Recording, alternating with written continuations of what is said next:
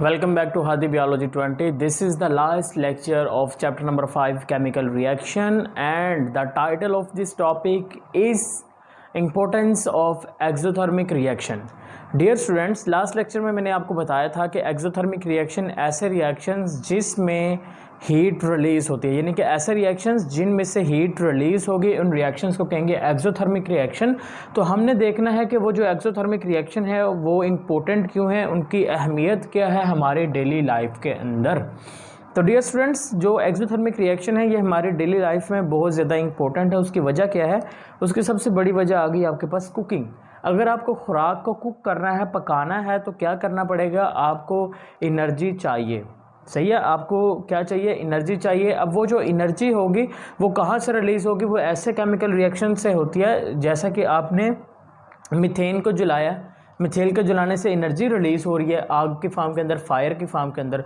क्यों रिलीज़ हो रही है? क्योंकि वहाँ पर जो रिएक्शन हो रहा है वो कौन सा हो रहा है? एक्सोथर्मिक हो रहा है। इसी वजह से रिएक्शन से हीट निकल रही है।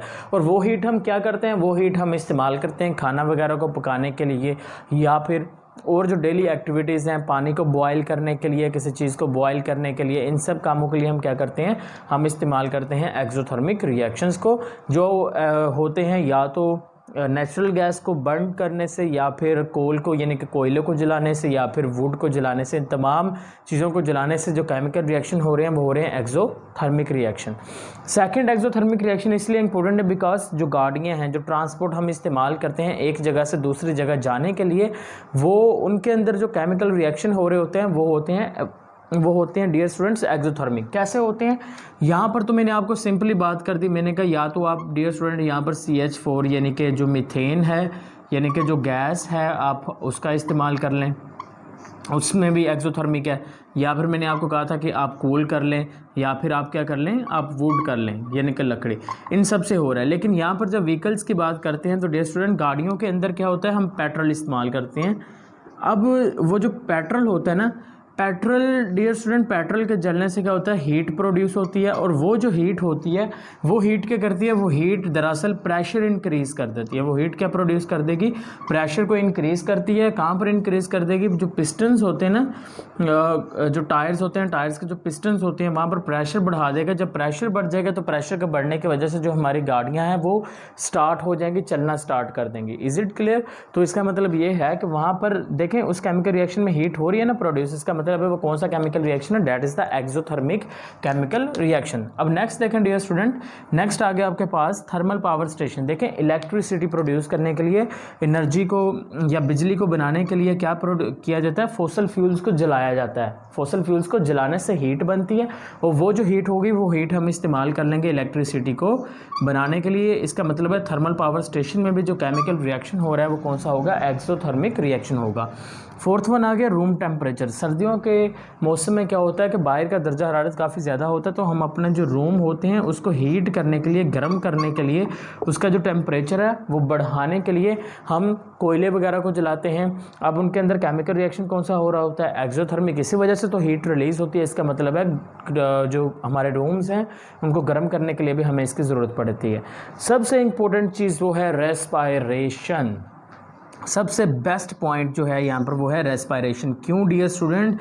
जितने भी लिविंग ऑर्गेनिजम्स हैं, सभी लिविंग ऑर्गेनिजम्स के अंदर एक केमिकल रिएक्शन हो रहा होता है, वो है रेस्पायरेशन। और रेस्पायरेशन में क्या होता है कि जो ग्लूकोज होती है वो टूटती है ऑक्सीजन की मौजूदगी में, और ऑक्सीजन की मौजूदगी में टूटने से क्या होता है आपके पास dear student? Carbon dioxide release होती है, साथ में वाटर रिलीज़ होगा, और इसके साथ साथ एक और चीज़ रिलीज़ हो रही होती है, वो होती है हीट। अब देखें इस केमिकल रिएक्शन में भी हीट प्रोड्यूस हो रही है, तो इसका मतलब है ये भी कौन सा रिएक्शन है? This is also an exothermic reaction. अब ये जो हीट प्रोड्यूस हो रही है ना डियर स्टूडेंट्स इस रिएक्शन के अंदर, रेस्पायरेशन के अंदर, अब ये हीट हम इस्तेमाल करते हैं अपनी डेली एक्टिविटीज़ के लिए। Is it clear? हम अपने बॉडी के टेम्परेचर को ना, हमारे बॉडी का जो टेम्परेचर है वो हमेशा रहता है 37 डिग्री सेल्सियस, ना कम होगा ना ज़्यादा होता है। सही है?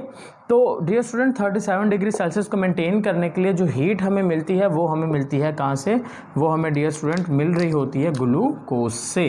तो ये चीज़ आपने याद रखनी है, जितने भी एनिमल्स हैं या लिविंग ऑर्गेनिजम्स हैं उनके अंदर जो एनर्जी बन रही है, जो हीट आ रही है, वो इस रिएक्शन से आ रही है। इस रिएक्शन का नाम होगा रेस्पिरेशन।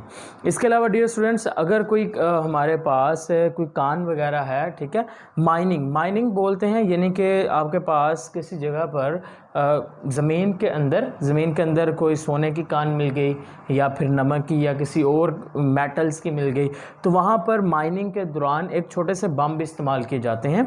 वहाँ पर हम बेसिकली इस्तेमाल करते हैं गन पाउडर वगैरह या फिर